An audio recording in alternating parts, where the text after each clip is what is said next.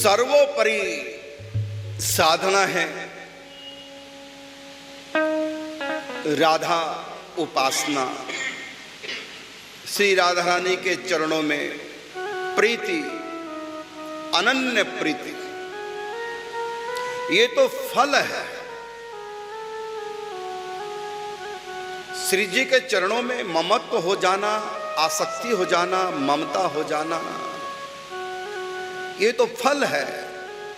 लेकिन साधना क्या है? साधना है कि जिन भी संत या निकुंज के नित्य निकुंज की सखियां,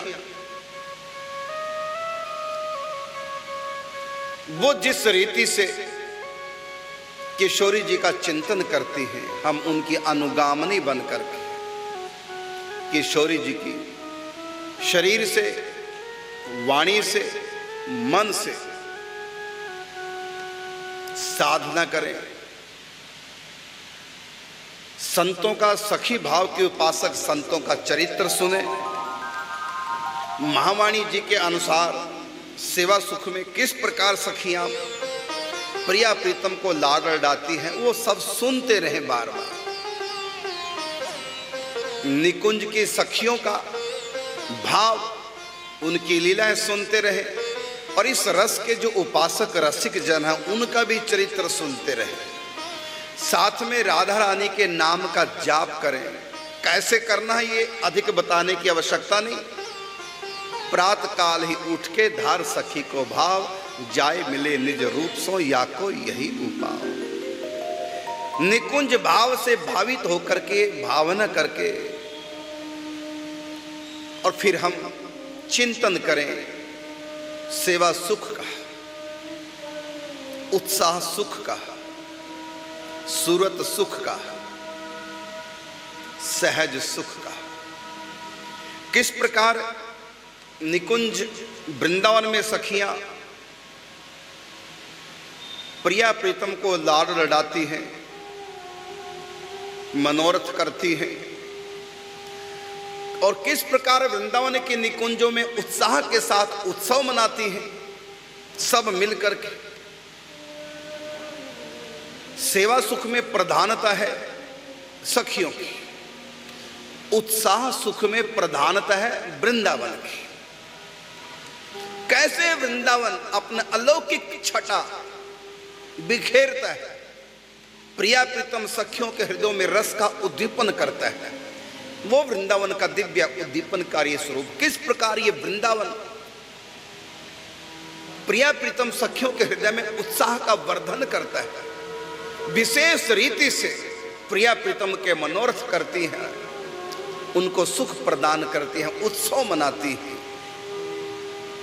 वृंदावन ऐसी छटा प्रकट कर देता है, एक विशेष उत्साह प्रिया प्रीतम सहित सखियों में भर जाता है, फिर उत्सव मनाती हैं सखियां। तो ये दूसरा भाव है उत्साह सुख का, ये है वृंदावन। प्रथम सेवा सुख, सखियों की प्रधानता। दूसरा उत्साह सुख, जिसमें विशेष उत्सव मनाए जाते हैं वृंदावन के निकुंजों में, उसमें वृंदावन की प्रधानता। और तीसरा जो सुख है वह सूरत सुख, उसमें श्री जी ठाकुर जी सूरत सुख की लीलाएं करते हैं। श्री जी ठाकुर जी को रस दान करते हैं। और चौथे सुख में प्रिया प्रीतम की पारस्परिक वार्तालाप, प्रिया प्रीतम के और सखियों के एक दूसरे के प्रति हृदय के प्रेमोद्गार, वाणी के द्वारा उनका प्रेम, हृदय में जो प्रेम का समुद्र लहराता है वाणी के द्वारा शब्दों में प्रकट होता है, और फिर सब कानों से उस सुख का रसास्वादन करते हैं। और पांचवा सुख है वह है राधा कृष्ण सखियां और वृंदावन। इन चारों तत्वों की पूरी जानकारी प्राप्त कर लेना, सिद्धांत सुख।